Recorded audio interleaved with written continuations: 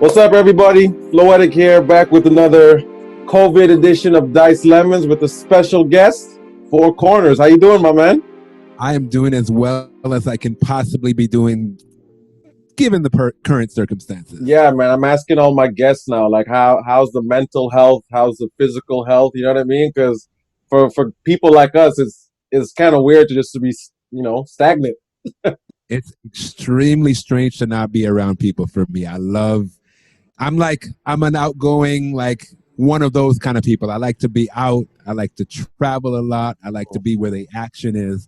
And to be able to not do those things and have to be in the house for the most part, or even when I do leave the house, gotta keep my distance from people. Mm-hmm. It's been an adjustment. Let's just say that. Mentally, though, I'm okay. I can't act like my mental health is suffering or anything. I know that mental health is a serious issue for a lot of people in various ways, and I am super not gonna disrespect them by saying that I'm really feeling it, because I'm pretty much okay. It's not ideal. If things could be a lot more fun if we were able to do the things that we like to do. Yeah. Like, it's paining my soul right now that basketball is not happening. Of course. Yeah. The NBA Finals would be starting next week, I believe, under regular circumstances, and I fully believe that we would have been there again. Fair but enough. That's not happening. Yeah. So we make do with what we got, and we make the best of things. And I've been having a lot of fun doing other things. Yeah. So let's do a little history for people that don't know who you are. Let's start with your name. How were you given the name, or how did you come up with the name 4Korners? I actually came up with the name. I know it's kind of a thing in DJing that you're given your name as part of a nickname that ends up sticking, or I was always that guy that scratched a lot, so they call me DJ Scratch. It's I gave myself my own name.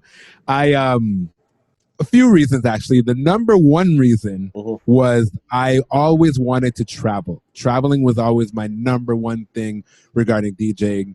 I saw DJs from my city really doing big things, and I was like, yo, that's cool.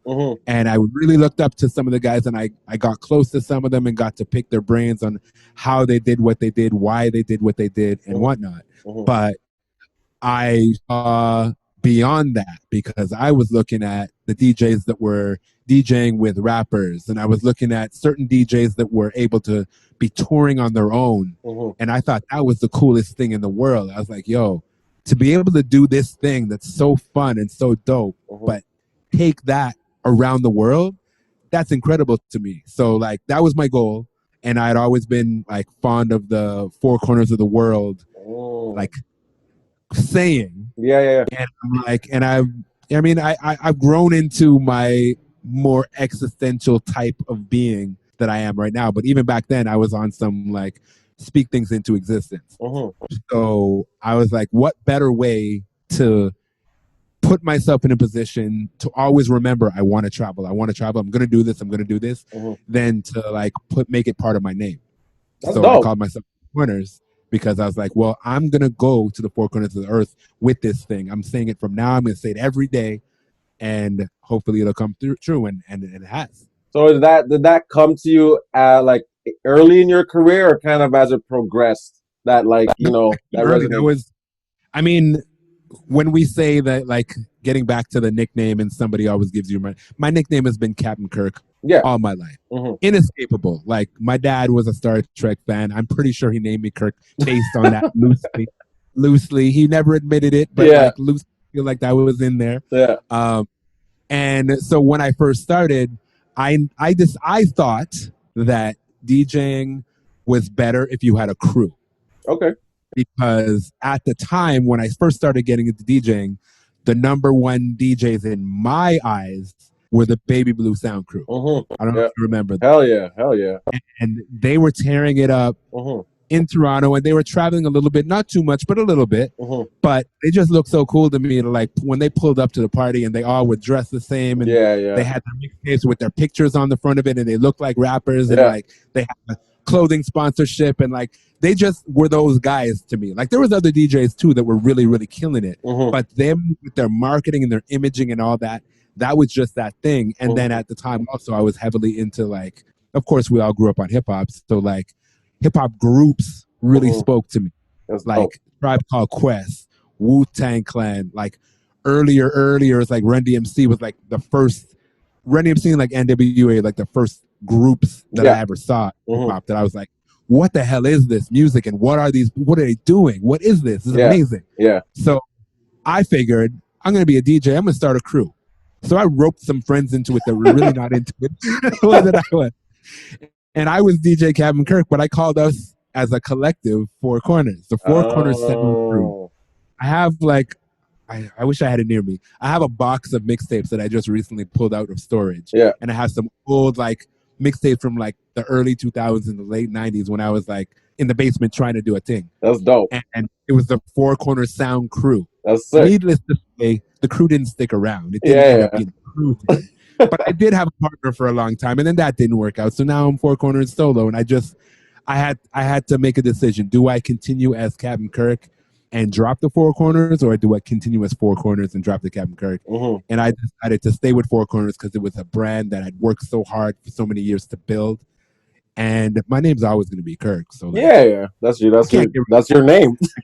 Exactly, it's my name. People are going to call me Captain Kirk whether I like it or not. Yeah. But as a brand, I stuck with 4Korners, and that's where it came to be. So it was always 4Korners from day one, but it was just like different versions of four. I totally roped those guys in. They had no interest. That's dope, though. You're the ringleader.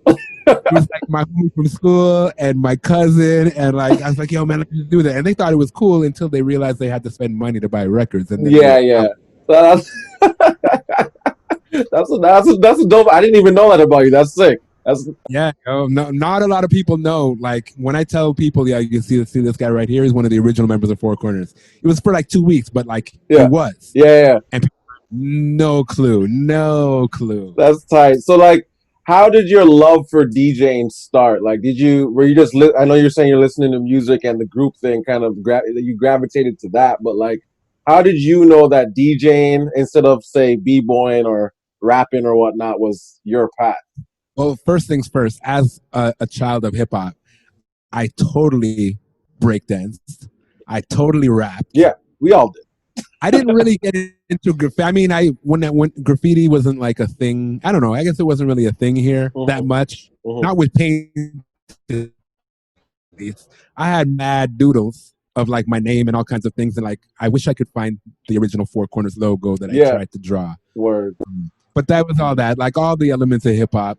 But DJing really became a thing for me when I got into it late too. Like I always idolized Jazzy Jeff. I always idolized Jam Master Jay. I thought they were the coolest members of those groups.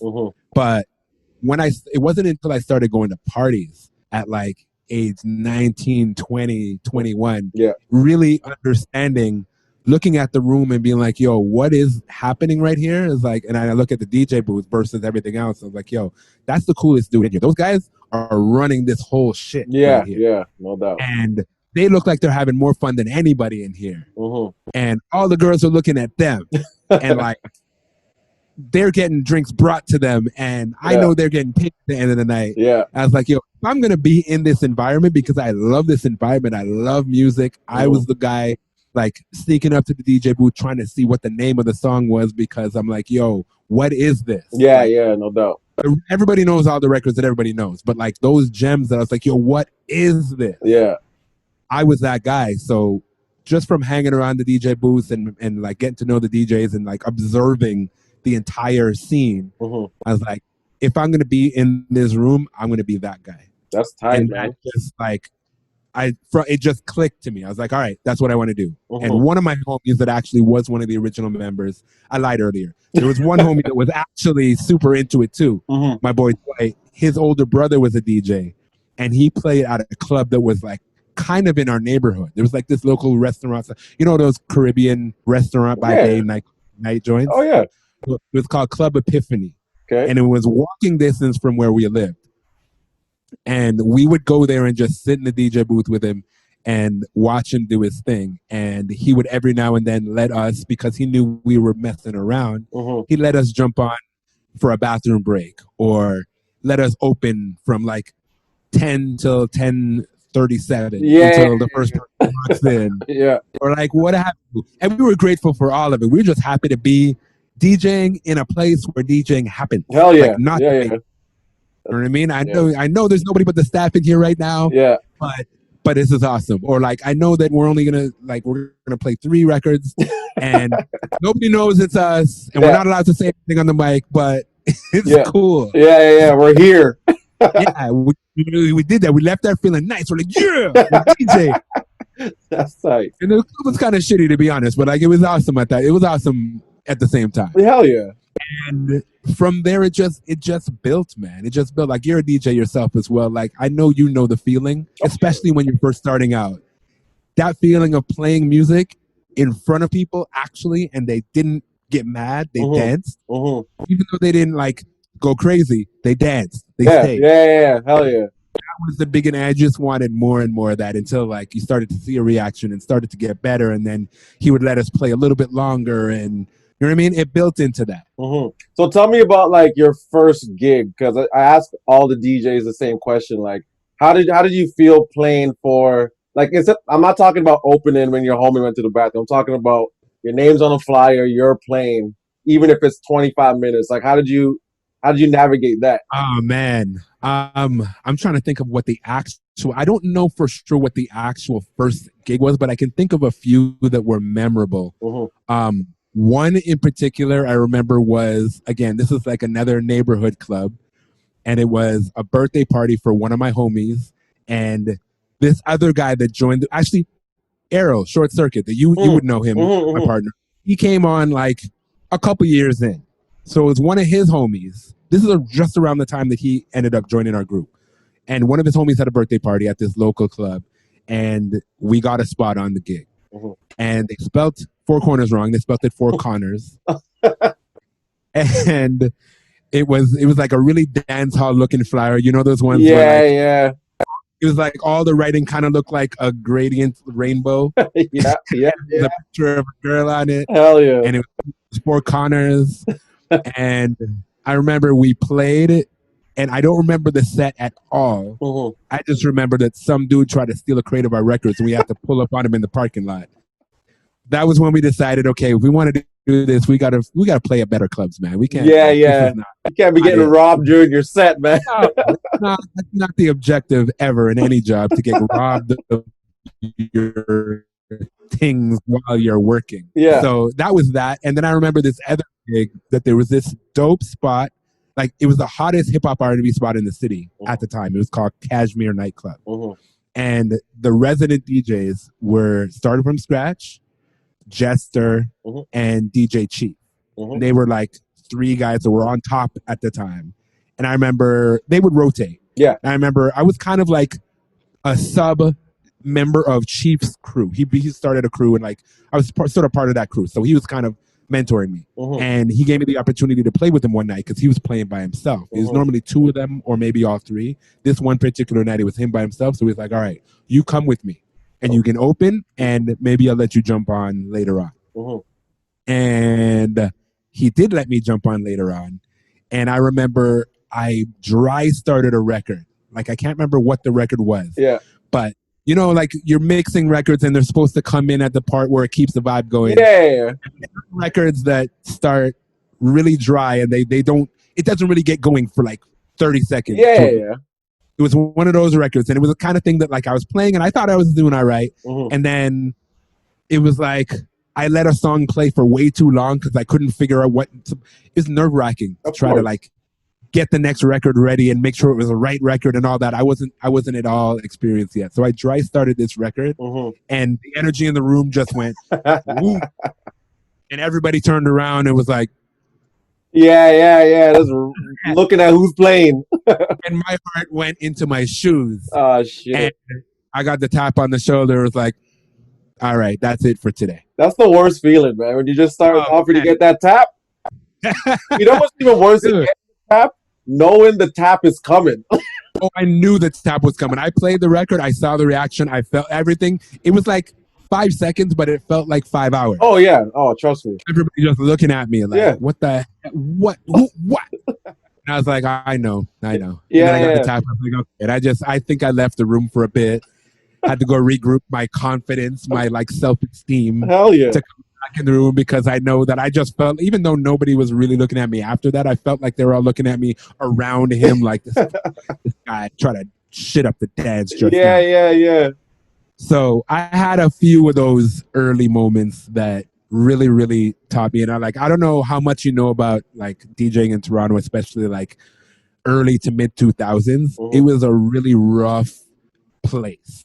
It was cutthroat. Like not only would other DJs on the party let you know, the crowd would let you know. It was really, really like Fight Club out here. To like, and I think that just the standards were set really high by certain guys that anything less than that was unacceptable. Were there a lot of clubs back then that DJs could play? Like, was there enough food to go around? There was, for sure. But it was really, really, really, there was a really strong hierarchy at the time. In that, you know what? When I say, it wasn't even that there was a lot of clubs, there were a lot of places to play. Because let's be honest, hip hop and R&B music and soca and reggae at that time was not in mainstream clubs as it is now. So a lot of these parties were taking place in banquet halls and at like the dining halls at the universities and like other venues that people would just throw parties in. But there were certain guys that were at the top of the food chain, and then there was everybody else. Yeah, that's fair. I mean, I think that happens in every city for the most part, right? Yeah, and like at that time, and specifically because there weren't really like hot clubs per se that were playing the music, it was like wherever these DJs were, that's where it was at. So wherever Dr. J was playing, like that was it that night. Where it started from scratch was playing, that was it that night. Where Baby Blue was playing, and sometimes they were both playing. So, which one are we gonna go to? Where are you going? You know, which one's gonna be better? Which one's gonna flop the other one? Like it was a real competition thing, and for that reason, the level of like excellence was really high, and people expected a lot. So if you weren't bringing it, they would let you know. So I learned through that kind of gauntlet of like clubs and venues. So by the time felt like I was good enough here, I was good enough everywhere. Yeah, no doubt. Is there like one event or party you did where you're like, okay, I'm solidified as a dope DJ in the city now? Like, is there anything that comes to mind if I say that? I don't think it was one particular thing. I think that the thing for me that really solidified it in my heart there was again another one of these restaurant clubs called Club Sandoz in Scarborough. And for those who don't know, Scarborough is like the east end of the city. It's like kind of hood, a little bit, rougher area, whatever. So we started throwing our own party every Thursday at this spot. And it's where I really got my chops in playing in front of people every week. And sometimes it was empty, sometimes it was rammed. But I did it for like a year and a half, 2 years. And that was that. And then from there, I got certain other opportunities. But I would say like when I got the residency at the Government, which was like a legendary nightclub in Toronto that's no longer here, rest in peace, Government. That was the time when things really started popping off for us at the time. Government is the club that had like 4 floors or 3 floors or something? Was that? No, it was like 3 floors, technically like 2 floors and a patio, a rooftop patio, but it had like 8 rooms. And every room had a different vibe. And on Saturday nights, which is when I played, was the poppin' night. It was like 4,000 people in that complex. Moving around through all these rooms, and it was different kinds of music in each room. And like where we started was the smallest room. It was like technically the smoking room at the time. You remember smoking room? Encased in glass. Hot box and just smoke thicker than all over the place. Hell yeah. But it was like the only room when I started there, it was empty. People just went there to have a smoke and leave. By the time things got going, it turned into like arguably the hottest room in the complex because of the type of music and the way we were running it. We were playing open format. Every room was like all hip hop or all big room house or all tech house or all, you know what I mean? This room was everything. And it became the hottest room and people were just trying to get in there like from both sides. And we started hosting parties there. The ownership realized that and started throwing us like really cool exclusive parties. So we had like a party with Paris Hilton in there one time. Nice. We had like the official album release parties for like various artists throughout the times, and like things really. I can't say that there was a specific party, but that time was definitely the time when we emerged as, okay, 4Korners is a thing. And then at that time also the Raptors thing came into play, and then started traveling a bit, started coming to Vancouver and Edmonton and Montreal and Ottawa and stuff, and like things really popped off around that time. This is like 2006 7ish, I would say, is when things really started coming together. So let's talk branding, because I know you and I've asked you like a lot of questions about branding, because hats off to you, man. A lot of dope DJs, obviously, but the thing that separates everybody is this one unique thing, either your skill, your music selection, your branding, all of it combined. Like, what goes into your focus of branding yourself? Because to me, you're one of the best at doing it. Thank you, man. I appreciate that. It's something that's really important to me, and I've spent a lot of time and energy on, because I think it's important in general. I've seen in my time in this business so many extremely talented, dope DJs that just don't put any energy into branding, and for that reason, nobody knows who the hell they are. And I think it's a shame. Yeah, no doubt. I learned early on, again, my archetype for what a DJ with a strong brand was originally was the Baby Blue Sound Crew. The way they did it was just not like anybody else. Like when you went to the store and saw mixtapes and CDs, they normally had like the logo of the DJ and the track list. Yeah, that's it. Theirs had a glossy photo, professional photo with them on it. Yeah. All dressed a certain way. It looked like an album. Yeah. They looked like artists. They didn't look like DJs to me. They looked like artists. And I took note of that and then expanded upon it by looking at, well, they look like artists. Let me look at what artists do. And I started looking at artists, and it just clued into me to set yourself apart and to be like a strong, recognizable name and brand. Number one, you got to take good pictures, because I want people to know who I am when I pull up. I don't want people to just know the name and hear the music and be like, well, what's that 4Korners? I'm not sure. Like, I wanted to put a face to the name. And also every rapper, every singer, every group that I saw, how they did it branding wise with a strong logo and with like proper photos, and they took care in the way they presented themselves.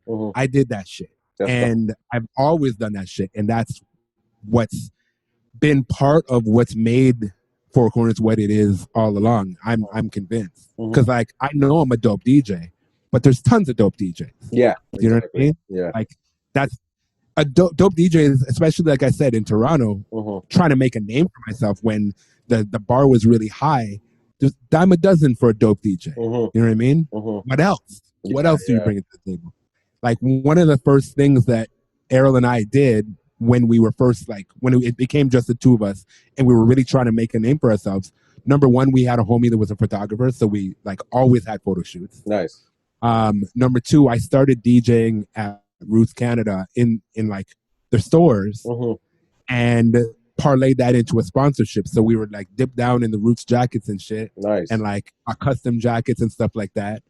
And then we made it a point for, I want to say like a good 2 years. Anytime we went to a club, whether we were DJing or not, we dressed identical. Like we dressed like we were twins. So that even when we weren't DJing, if we walked in, we always were noticed. People were like, yo, who are those guys? What do they do? Yeah. What do they do? Those guys do something. People thought we were dancers for a long time. Yeah. Until we started getting gigs and we're like, oh, you're DJs. Oh, okay. But we were noticeable. And even when we started DJing, it's like, okay, so there's that guy. But who are those guys? And it became a thing. Same as when we first started coming out to Van. Shout out G-Man and Risk, the first promoters ever bring us out to Vancouver. Hell yeah. And they continually did for a few years. And then it ended up being Pedro and Sean, RIP Sean, Soul Good Entertainment and whatnot. It was always like we did our best to make it an event everywhere we went. So like down the way we dressed, the way we carried ourselves, we made sure that we like made a bunch of friends at the clubs so that when we were coming back, we could hit them up. People like, yo, we're coming back, so that there was some buzz even before we got there. And like all of that is like record promotion. I just paid attention to how artists did it.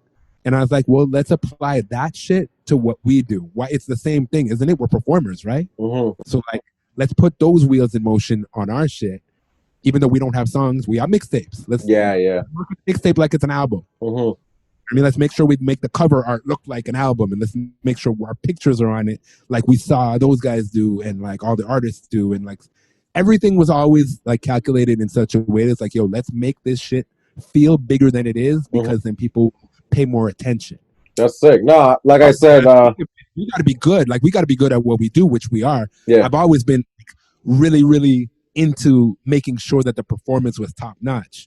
But like, so when it comes down to, you know what I mean? When it comes to really down to it, it's like, so what makes you different than every other dope DJ? Yeah. That's one thing I've noticed. Like, as my career kind of, went up the ladder and whatnot.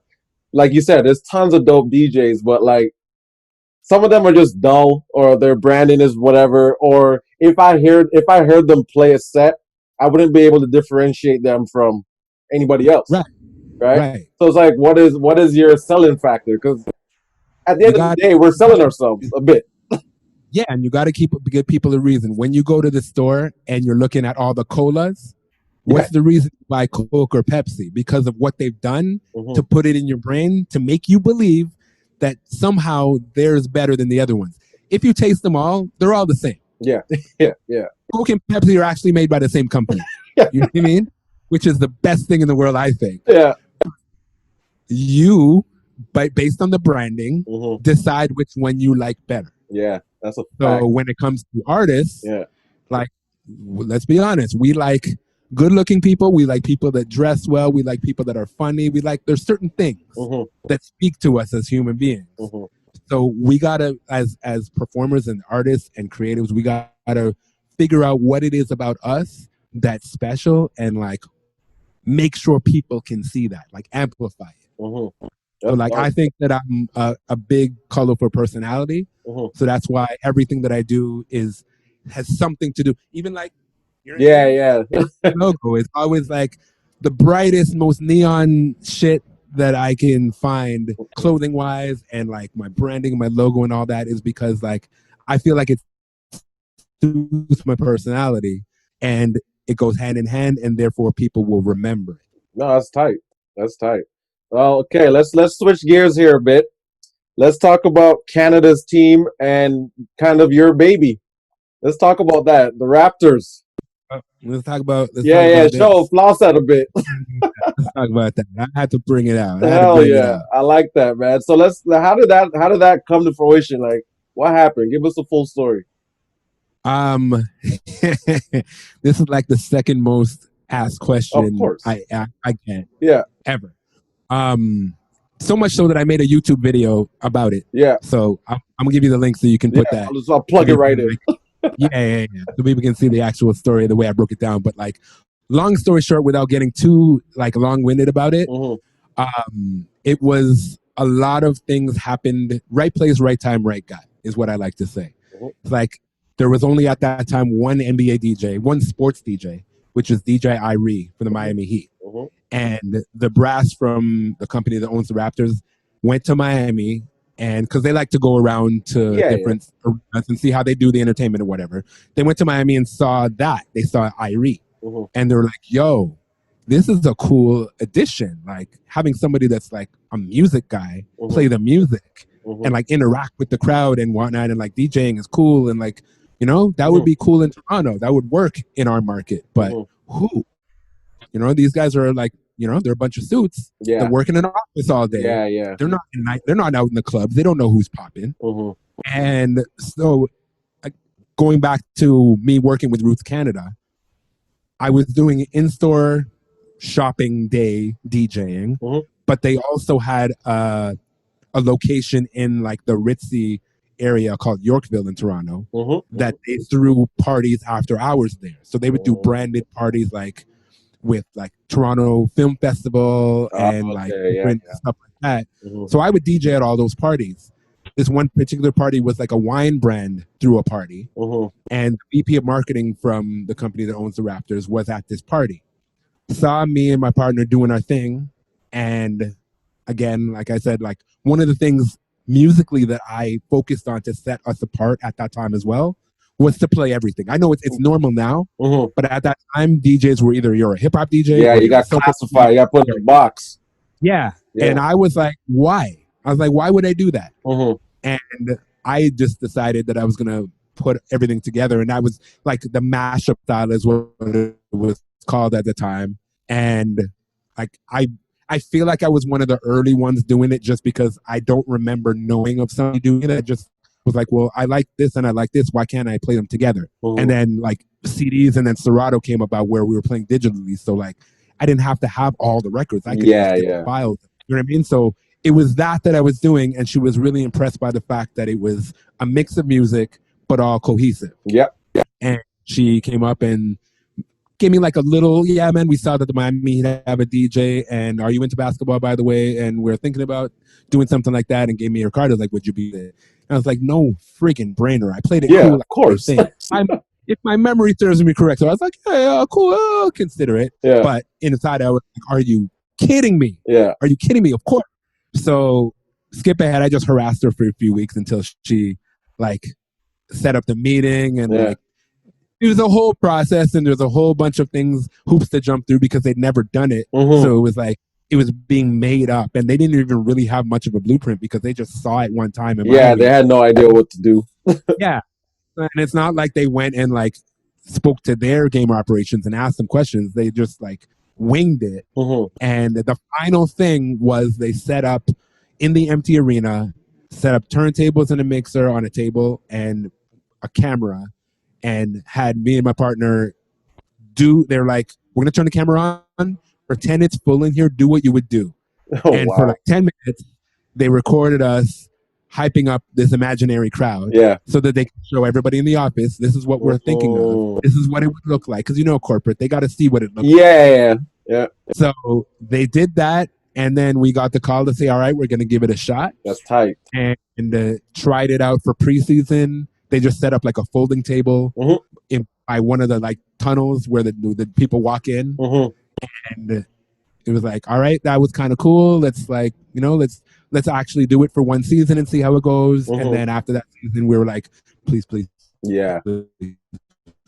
Please. And then like, yeah, we liked it. Everybody was happy. So we're going to do it again and then again and again. And it just became a staple that it is now. And like it grew, and my role has grown so much that I do so much more than just DJ. Yeah. Now I'm producing music for videos, do the music for the dancers, and I make appearances and all kinds of stuff now. How long have you been doing that now? It started at something. This is season number 15. Crazy. Congrats, man. Thank you. Those conversations happened in 2004, and then we got the job in 2005. And then I've been doing it solo since 2010. That's dope, man. So let's let me ask you a question then. Who's the greatest Raptor of all time, in your opinion? My opinion. I mean, this is up for very big debate. In my opinion, it's Vince Carter. Okay, I agree with you. The reason why I say Vince Carter, I mean, I wasn't with the Raptors at that time. I was like watching the Raptors as a kid, like it fascinated by that. But I remember like, and have you seen the documentary, The Carter Effect? Of course. All right. So you get me. He changed the way people look at Toronto as a whole. Yeah. Like he changed. Him being here, being the most exciting player in basketball at a time when basketball was basketball, like it was just coming into its own as the cool sport. Yeah. It was like the timing on it was amazing, and like he changed the way people thought about Toronto. Toronto was always like, oh, Canada, whatever, an afterthought. But and then even when we got the Raptors and you guys got the Grizzlies, there was just a lot of, what the hell, what do we need Canadian teams? Yeah. And then Vince Carter came and was literally the most exciting player in all of sports. And that changed things. And so for me, that's what makes him like the most important, I'm the most grateful for him having been here at that time, even though he left on bad terms and we hated him for a while. We booed his ass for a few years, or a good few years. But I mean, there's no questioning what he brought to the franchise and to the city as a whole. Yeah, man, I debate this with my, boys. You drinking beer, you talking shit, talking sports, and people always say it's Kawhi. I'm like, it's not Kawhi. He's up there, obviously. Oh my god! Oh my god! No, no, no, no, no! I love Kawhi. Trust me. Yeah, I love Kawhi, and I love what he was able to help us get over the hump. yeah. Let's not be naive. As real sports fans, man, them gotta know the Raptors were on the rise. Oh, for We sure. just didn't have that last piece. Mm-hmm. We didn't have that last piece. We were like hitting the ceiling, and we needed something more to get us over the hump. That was Kawhi. Mm-hmm. So fantastic and like grateful, of course. But you can't compare one season to like if we're really talking about who is the most important Raptor of all time, like Kyle Lowry would probably be that person because he put in a lot of years. He grew here. He turned into the player that he was, and he was instrumental in leading us to our first championship. Mm-hmm. So, like, if we want to spit it like that, Kawhi popped in, did the thing, and popped out. Yeah. He said hello and goodbye quick. Right. It was a great thing that he did. But like when you're talking, like I believe longevity has something to do with these kinds of conversations. Of course. So like that would be like saying if somebody tried to say, well, Zion Williamson is one of the greatest basketball players of all time. It's like the man hasn't even played a full season. We can't have that conversation. Like, you know what I mean? I agree, man, 100%. That's in my opinion. I think Vince is the guy. That's dope. So like, have you grown relationships with people like on the team or anything? Like, how does that dynamic work? Yeah. Some of them still. I mean, like, I've seen a lot of guys come and go, man. Like, I've seen a lot of guys come and go. When I first got there, Chris Bosh was the guy, and like at that time, like I DJ'd his birthday party and like his charity events and stuff. Like we were mad cool, and there's been a bunch of guys over the years that I've been cool with. My favorite guy right now on our team is not even a current player. He's Jamal McGlure. Oh yeah. Toronto, born and bred, the homie. Yeah. So happy to be part of our organization on the coaching staff, and he's my guy. Dope. But yeah, through the years, I've had like relationships with various players and staff. I did not have a relationship with Kawhi. I never heard that guy talk in person. The rumors are true. He's just a quiet guy. According to this, guy, like he talks to the guys and like, you know what I mean, I hear like in general in locker room and whatnot, like he's vocal as a leader and whatnot, but like I would only really come across him at events that we would do. And he was kind of a quiet guy. He's like very polite and whatever. And then during warm-ups, I would come and hang out at the court sometimes, and like he's all business at that point. He's just in. That guy he's RoboCop. He's RoboCop, bro. He's like he's the Terminator. He's in there and he does what he got to do, and he's focused, laser focused, and he got it done. So personality wise, we didn't really get to know him, like those of us in the organization outside of on the court. Didn't really get to know him until after we won the chip. After that, he looked up like crazy. And like for a good, like for whatever it was, 3 weeks that he was around and the parade and all that stuff, he was magical. But other than that, he was so quiet and focused and just about business. That's dope. I mean, that's a good thing to some degree. he gets it done. Yeah, exactly. He has 2 championships and 2 finals MVPs. Yeah. He gets it done. That's dope, man. That's tight.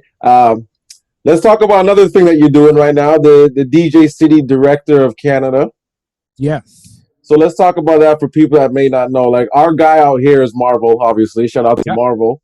But yeah, how did that come apart? Like how did you get that? And what do you do for DJ City? Because that's a huge a platform for DJs around the world.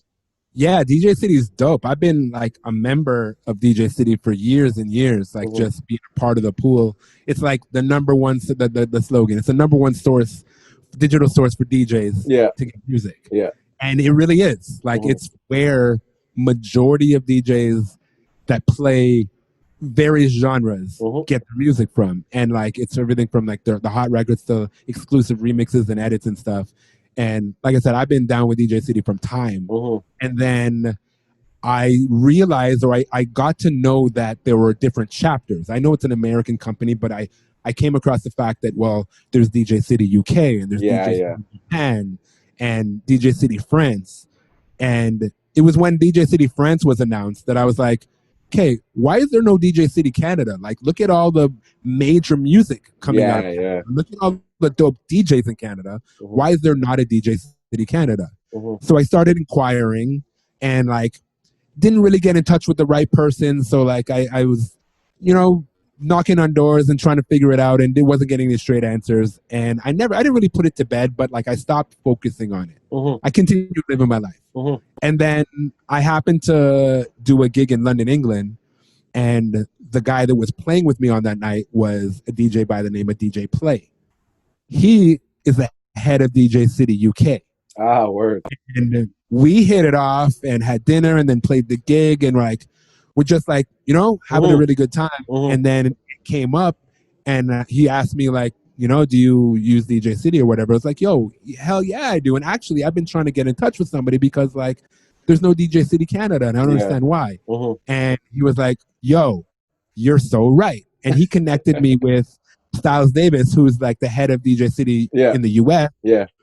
And we had a conversation and I brought up my concerns and he's like, yeah, we kind of had a guy. He told me that I didn't know this. It's like, we kind of had a guy, but like, it didn't really work out. I had no idea about this. And so then he just like did his homework, asked around about me and everything. Everybody came back and was like, yo, yeah, 4Korners is the guy. So he was like, okay, sick, let's do something. And then it's grown. It's been like almost 3 years now.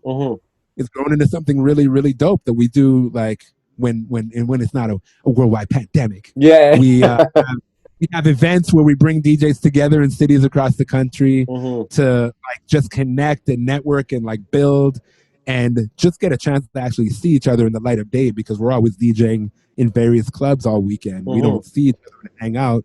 And like part of the company is the strength of the company is like DJs working together. So when we have these events and get together and like actually have conversations and build, like tons and tons of great things have come from that. And beyond that, it's my responsibility along with Marvel to flood the record pool aspect of it with Canadian music. So we're the ones that make sure, and Canadian DJ content as well. So like mixes, I know you've done mixes for the podcast. I actually just dropped one that came out. I saw that. I haven't heard it yet, but I'm gonna bump it after. Wicked. And and like videos of like DJs doing routines and stuff like that. We're the ones that supply the platform with all that stuff. And it's really, really dope, man. I've connected with so many amazing DJs / people around the world as being a part. That's tight. Hold on. Most linked up with DJ City Japan, which is they've been like 10 years deep. They've had DJ City Japan. And some really, really dope OG guys and some young guys. And like, I don't know if you've been to Japan, dude, but the level of DJ skill out there is crazy. I got a lot of homies from Japan and just like jamming with them. It's kind of like, what the fuck? Dude, the thing about Japanese people, when they do something, they do it. So if they like something, they go all the way 110%. So like, there's not like, I've been told that there are shitty DJs there. I've yet to see one. Every DJ that I've ever seen, from like the biggest clubs to like some random bar, if there's a DJ playing, they're dope. Their selection there and their technical skills, both dope. That's tight, man. Everybody. So like DJ City has been great in terms of connecting with a lot of DJs from around the world and artists, and like it's a really cool thing, man. I can't wait to get back out and have more events. Like we've had a couple link ups in Vancouver. They've been fantastic. It's like great to get together with the guys and the girls, and like as DJs, we have the most similar interests. We're a weird group of people. In general, like these are a unique type. You have to be a unique type of person to really be like a lifer in this, like a career DJ. So when we get in a room, it's fun, man. We're talking like experiences. We're talking technical gear. And we learn from each other when we grow. So DJ City is a fantastic platform. Hell yeah. Shout out to DJ City. And if you're not subscribed yet, you guys go join the record pool, man. There's a lot of dope shit, a lot of cool articles and stuff, and aside from the music, right? So absolutely. It's a community. It's a worldwide global community of DJs, and it's dope. And we're at the forefront of technology. Have you seen Beat Source Link yet? Yeah. Yeah, that's we won't get too deep into that, but like that's something that's going to change the game just as much as Serato changed the game. That's tight. I'm excited for what's coming, man. Yeah. We're talking about worldwide connections, worldwide, DJs and stuff. Let's talk about tour life. You're heavily active in touring when the season is kind of on pause. So how do you manage that? Dude, well, first things first, I miss it like crazy. Mm-hmm. I miss touring like crazy. Mm-hmm. Like that's my bread. Like I said, I named myself 4Korners for the fact that traveling was like top priority. So not being able to tour around is killing me right now. But I love it because it's DJing in general is awesome. Mm-hmm. But being able to DJ in front of different people all the time is extra awesome, especially when you're traveling in different countries and there's different languages and everywhere has their own local dope music scenes on top of the popular stuff that everybody knows around the world. Mm-hmm. And like navigating that in my sets and like learning new music and connecting with DJs and with people that go to the parties and the owners and all that. Mm-hmm. And then just being able to be a tourist all day because like DJing only happens for a couple hours at night. The rest of the time I'm able to just explore. And like I've been able to, it's changed my life. Traveling and touring as a DJ has changed my life in terms of my perspective and understanding the world and people and experiencing cultures and all of that. And like that all came about really, really by me making the decision that that's what I wanted to do. So like I decided long ago, like before I was even playing anywhere locally, that that's what I wanted to do. And I just always worked towards that. I always try to figure out, well, how do I do this? Like, how do I even get to play in clubs in other places like that? And I figured out early, it's the same shit as trying to figure out how to play in your city. You got to go to the clubs. You got to connect with people to make the things happen. And you got to, I don't know, sometimes be in the right place at the right time. Sometimes just be super annoying. But like, either way, you got to get it done. Like my first time coming to Vancouver was the first time I ever got on a plane to go DJ.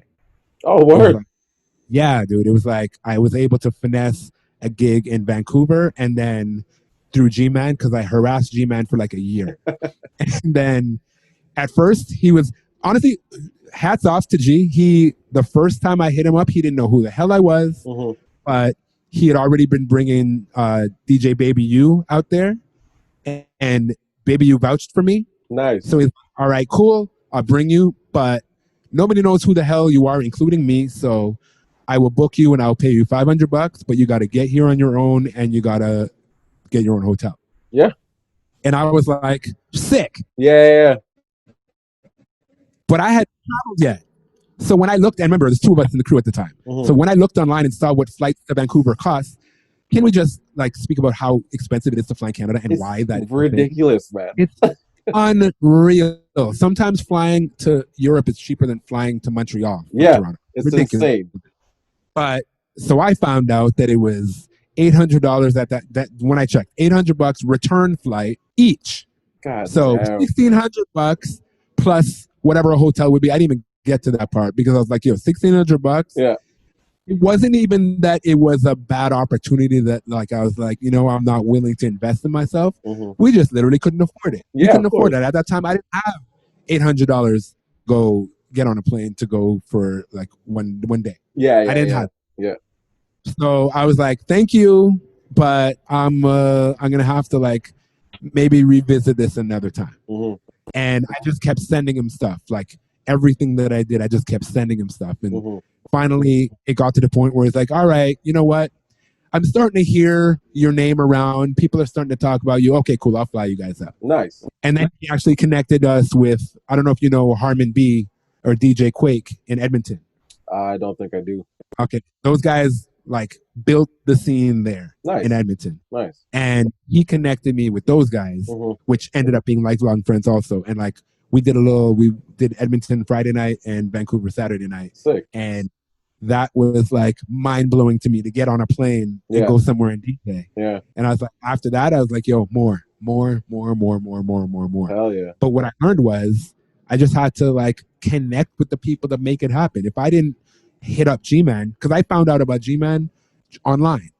I just like, I wanted to go Vancouver looked dope. Yeah. Vancouver is dope. Yeah. But like, I wanted to go to Vancouver, and I saw these parties on the G-Man and Risk website. Yeah.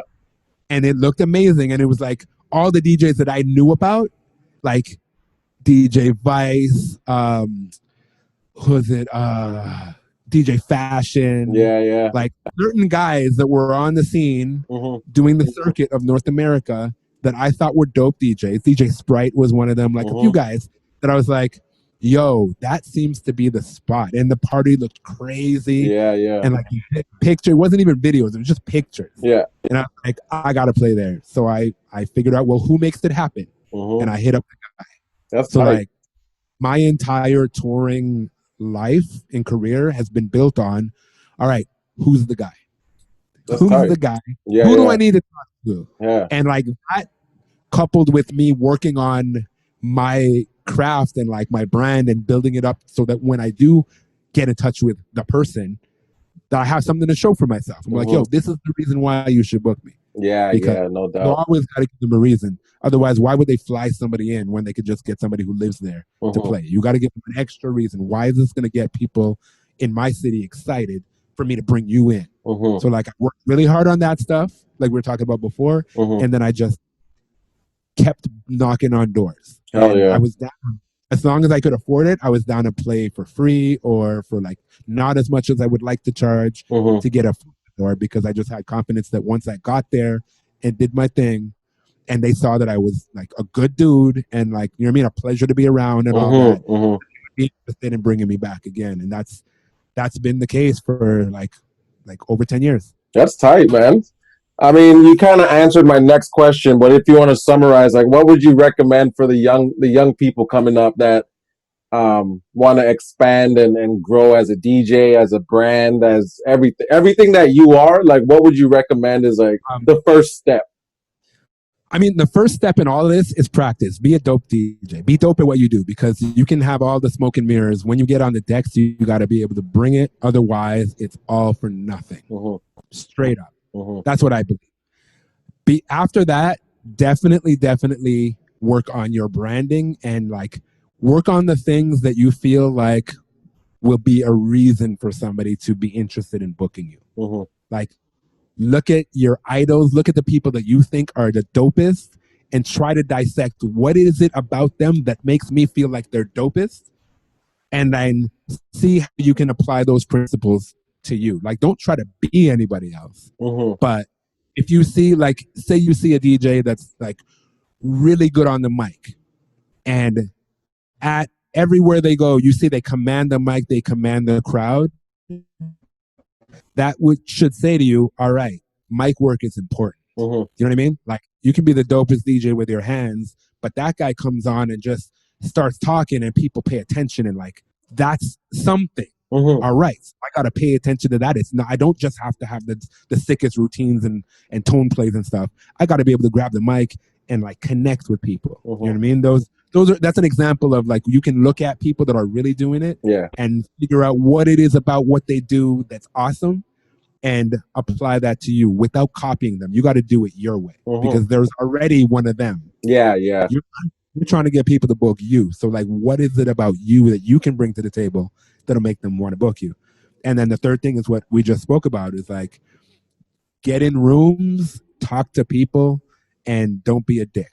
Like, if you're, I've had many situations with promoters that have told me, it's like, yo, Kirk, honestly, you're great. You do a great job.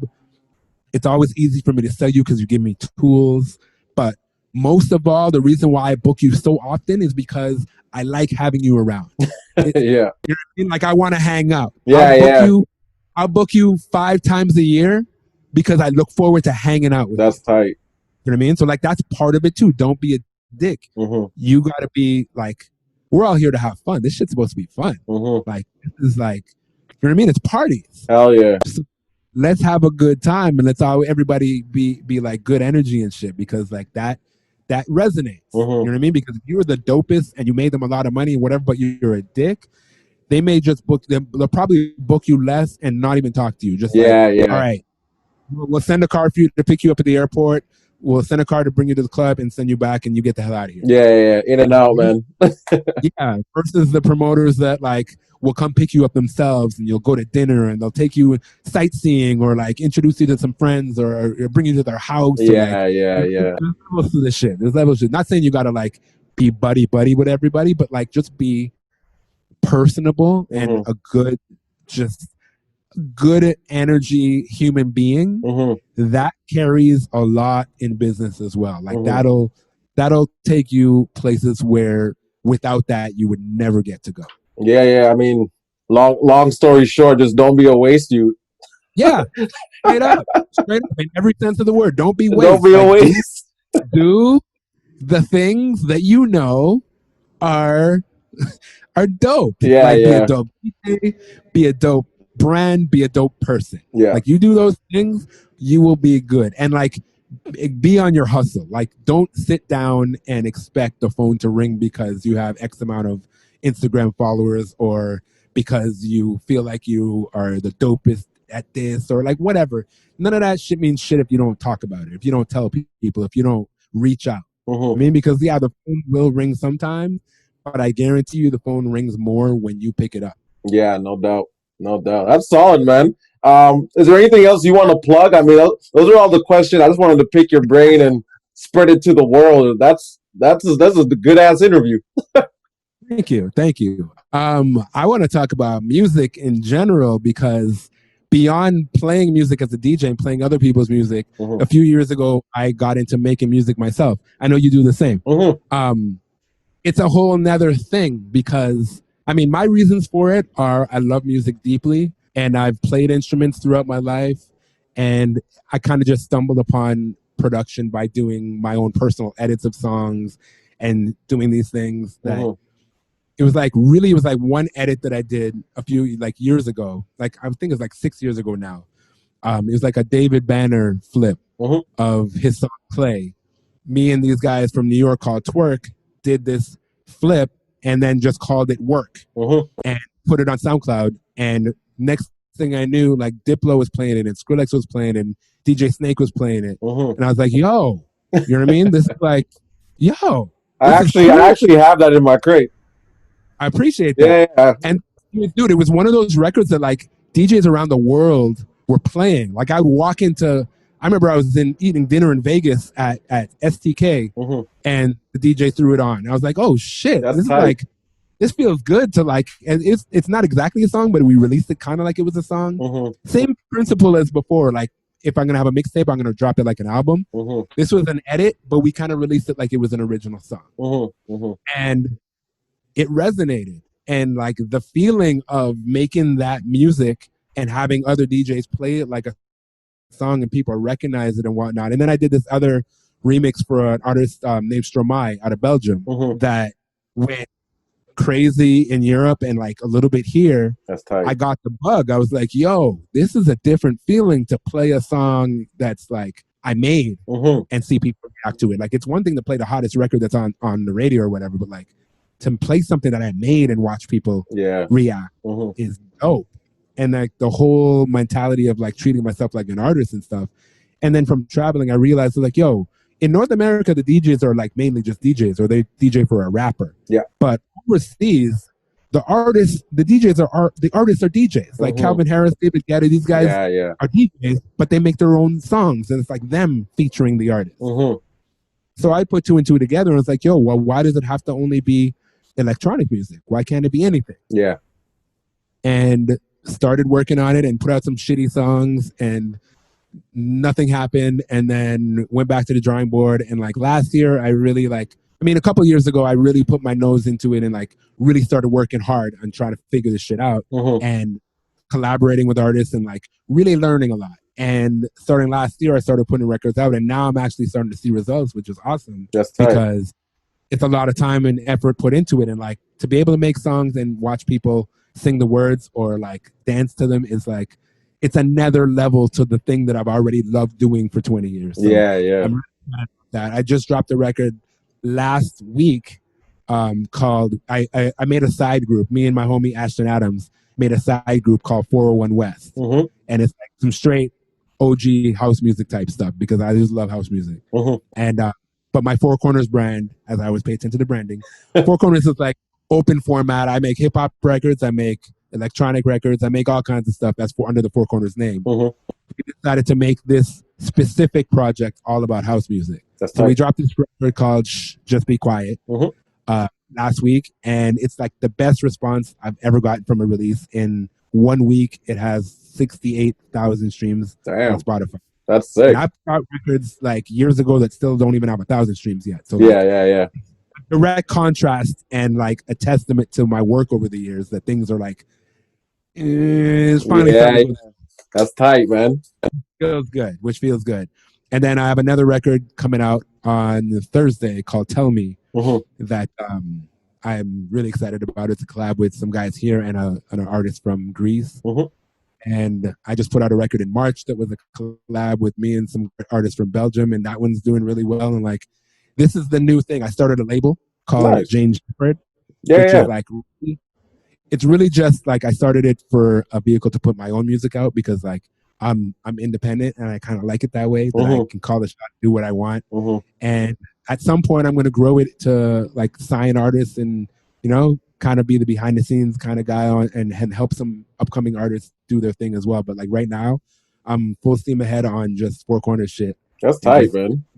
Getting it popping. That's and I can't wait to like get on the road and play these records that I've been putting out because like I put out like 5 records I think already this year and have not had a lot of opportunity to play them in person, just over streaming, which is where we DJ now. Yeah, exactly.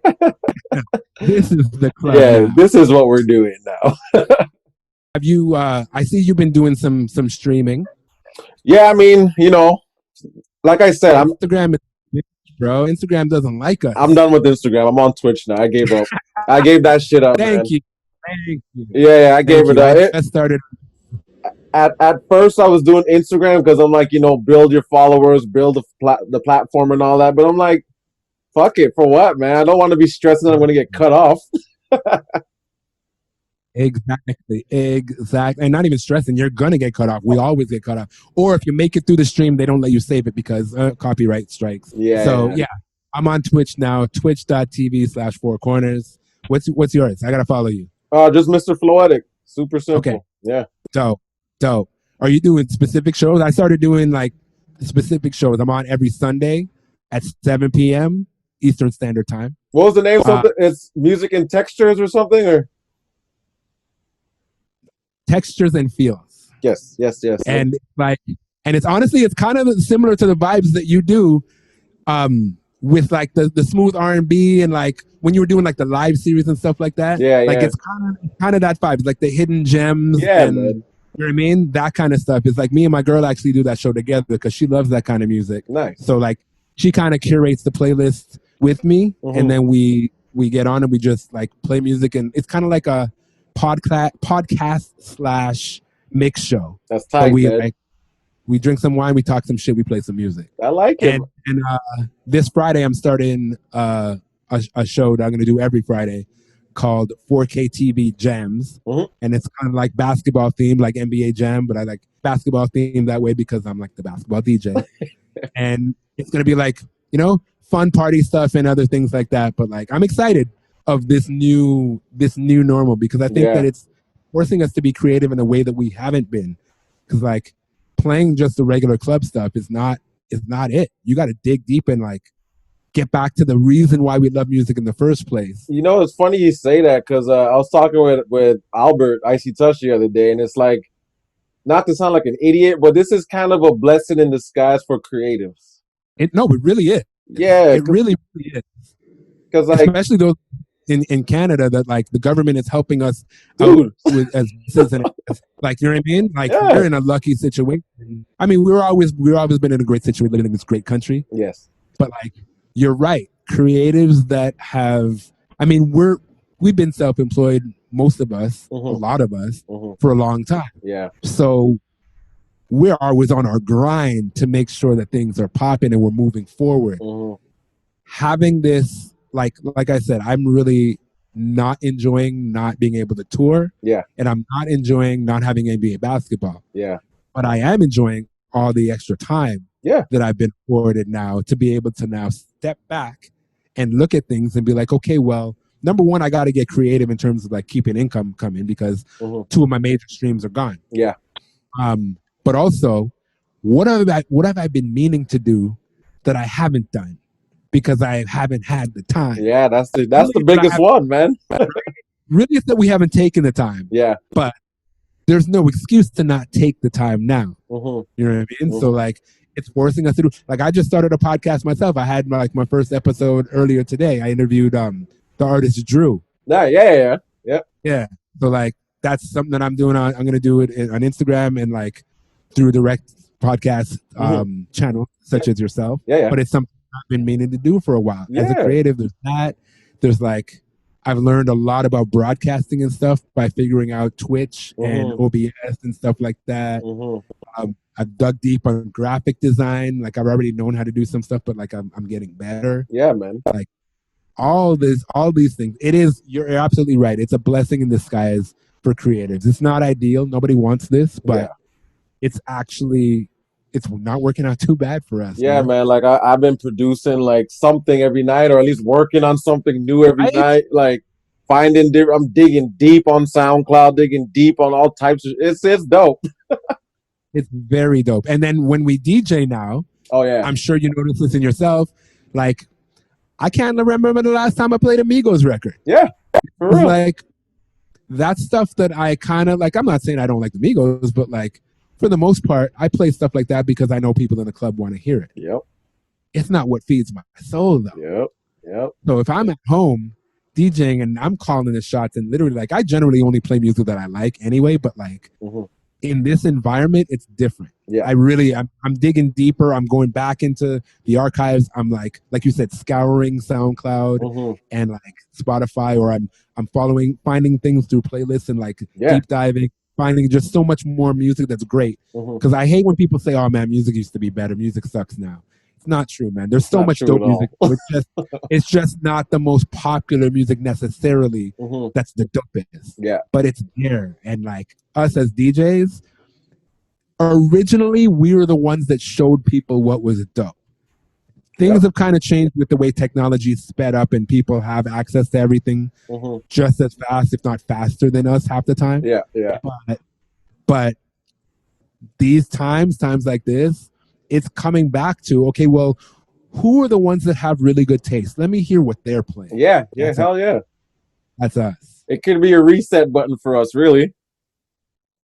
So honestly, it is. Like my crates are like, I'm damn near deleting all my crates in my Serato and like just making new ones. Yeah, because it's a new normal, man. Things have changed, and I think that we're gonna come out better than we came in. I agree, man. Well, there's three more things I gotta ask you. Super quick. One. Okay. I see that you're not growing a beard or anything, which I am, because I don't care now. I'm just, you know what I mean? I'm inside the house. So are you keeping up with your routine that you did before? Like, well, here's the thing. This is like a very happy accident that happened in my life. Okay. My girlfriend last year decided she wanted to get into barbering. So she started to learn how to barber, and she was apprenticing for a bit. And then it didn't really like pan out, that she decided, you know what, it's too much of a commitment. I don't want to do that. But she still knows how, and she still has her tools. Gotcha. So I have a personal barber here in the house. Okay, you got the cheat code. Cheat code, thing lined up. There you go. Okay, that's the first question. Second question. Would you want to play a Hush music party with us once we're allowed out? Oh, hell yeah, absolutely. The same shit that we're talking about right now, where it's like, so the party that we're doing, I'm sure you've seen it on Instagram, but the party we're doing is just like, you're coming for the music, and all this I'm too cool shit, you're leaving at the door, or else you're not coming in. No, gems, just gems and vibes. That's it. So when we're ready, I'm gonna hit you up about that. We'll set the date and get all that 100%. Sorted out. 100%. But even in the meantime, are you doing an online version? You are, yeah? Yeah, hell yeah. Wicked. So let's do something, bro. We'll talk after this. And the last thing, I have a final segment. It's called the 3 for 3. I know about the 3 for 3. 3 for 3. We get all types of dope answers, which I love. So for those that don't know, 3 for 3 is a segment that I ask my guests to give me 3 things they can't live without, 3 things that need to go away, and 3 things that need to come back. And it could be anything. It doesn't have to be related to music. So I'll let you pick with what you want to start with and just go for it. All right. I came prepared. Hell yeah. I came prepared. Okay. So 3 things that need to go away. First things first, I know this is number 1 on everybody's list. Corona and every other contagious virus ever. We don't need to go through this now, and we definitely don't need to go through this again. Like I hear things about, oh, it's going to be a second wave, or there's always going to be another one like this. We need this to go away. We don't need this. I need to be able to hug people. I need to be able to touch stuff. I need to be able to go outside and not have to wear gloves or a mask or whatnot. So that's 1. Okay. Number 2, in this current state of things, people that are not being cautious about this shit need to go. They need to stay away from me. Okay. Because like I live in a condo. Yeah. I live in a condo, and like getting in the elevator is an adventure every time. Because you never know. It's like a box of chocolates. You never know what you're going to get. Oh my God, that's hilarious. Sometimes the elevator stops, and like, mind you, I've never been one to like a crowded elevator. I don't know anybody that does. Yeah. But like when I'm in the elevator and I'm by myself and I'm like, all right, let me make it. Let me make it down with no, and then it stops somewhere on the long way, and I'm like, yeah, you're like, ah, shit. Yeah. Kidding. And then sometimes they look in and they're like, okay, never mind. Sometimes they just try to. It's like, yo, man, it's annoying to me. People need to like, come on, man, come on, son. That's a good one. Okay. And the third thing, which is like something that's been escalated since people have been bored at home. Can we please, if we're going to be on TikTok, can we please either think of something creative to do or do something that is, and I don't like to rain on people's parade, but like it's age appropriate. Okay. Yeah. In my opinion, and again, this is just my humble opinion, the people that run TikTok are on the younger end of things. I've seen certain people that are on the older end of things try to ride the waves of the younger thing. And like when you're 35 and you're trying to do that 15-year-olds do, it just doesn't hit the same. You know what I mean? There are plenty of grown ass folks on TikTok that are amazing. They're like super creative or hilarious or what have you. But like let's regulate that a little bit. The same way that you wouldn't do certain things like kids would do in the real world. Yeah. You ain't got to do it online. That's a fact. I like that. Be who we are. Yeah. Let's be who we are. That's fair. I like those are solid 3, man. I mean, I told you I came prepared. Okay, so check mark 3 things that gotta go. I've seen some posts about this show. Yeah. And you give a heads up before we came on, so I was like, I gotta jot a little down. You know what's crazy? I give everybody a heads up, and some people still don't do it. It's like, okay. Okay. Well, you see, 2 types of people. You're a professional, my man. You're a professional. Right. There you go. Okay, 3 things that are gone. They're gone. So what needs to come back? What needs to come back is nightlife as we know and love it, because not just because I'm a DJ and I like to DJ, but like I like to be out. I like to be social. I like to be able to go out. Like I said, I need to be able to hug people and like grab a drink and cheers and like, you know what I mean? All that kind of stuff. We need that back. Hell yeah. We definitely need traveling back, because I gotta get back on my tour game. Yeah. I gotta get back on my tour game. Okay. And see the people and enjoy the places and all that. Like there's certain places in the world that I love, and I can't wait to get back to like London, UK, and like Paris, and like Dubai, and like Shanghai, and like Marrakesh. Like these are places that I frequent, and it's really bumming me that I can't go. So we need that. That's fair. And then number 3, which everybody knows, NBA basketball, sports in general, but for me, NBA basketball. Like, it would be the playoffs right now, man. Like we were rolling. And you know what? This season was going to be a good one too for the playoffs. Bro, this was going to be the best. Like, don't get me wrong. Last playoffs were amazing. It ended perfectly. But like, as a basketball fan, not just as a Raptors fan and like a part of the organization, as a basketball fan, it was kind of wide open. Yeah. this year, for the first time in a long time, even last year, everyone was like, okay, it's going to be Golden State and probably Milwaukee is what they thought. And then it ended up being us. But everybody knew it was going to be Golden State, just like it's always been for the past few years. Yeah. This year, is it going to be, is Toronto going to defend? Is are the Lakers going to do it? Are the Clippers going to? Yeah, it was up in the air for once in a while. It's going to be a really great playoffs, I hope, but we figure something out. Like, there's talks of finishing the season in some way. It's not going to be the same. There's always going to be an asterisk on this season, but I hope we get back to it soon. Hell yeah. And then the last one is things we can't live without, right? Yes, sir. All right. Obviously, first and foremost, music. Cannot live without music. It's everything in my life, as I'm sure it is in yours. Again, as what we're going through right now, I would like these two things going hand in hand, but I would be like technology, like laptops and smartphones, because this is allowing me to be connected with people during this time. Imagine going through this like the Spanish flu, like decades ago. Yeah. And back then, if you wanted to like tell somebody something and they weren't near, you had to like send a letter. Yeah, that's crazy, right? Like, imagine just being in your house and not being able to communicate with the outside world. That would be that'd be tough.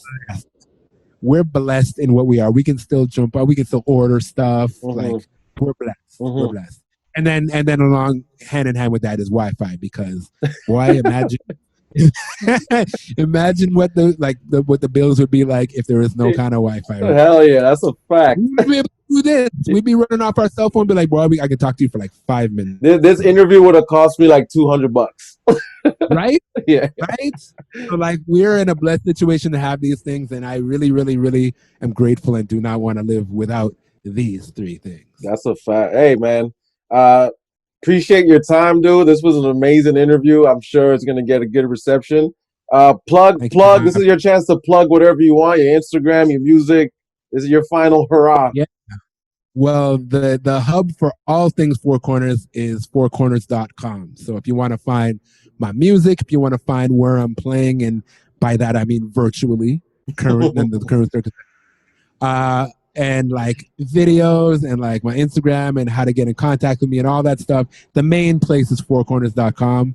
But the place that I'm most active, like most of us are, is Instagram. So Instagram.com/4Korners. Number 4 corners spelled with a K. Hell yeah. Well, 4Korners, my guy, Captain Kirk. You know what? People who know me long enough will still call me Captain Kirk, and they'll say things like Kirk from 4Korners. That's how I know. The dividing line. There's a certain time when people just know me as 4Korners, and the people that know me longer than that. So I appreciate you, my bro. Appreciate you. I'm going to shoot you a text after this. I'm going to end this, but I appreciate it. Take care, and we'll keep in touch. You talk. Take care, brother. Peace.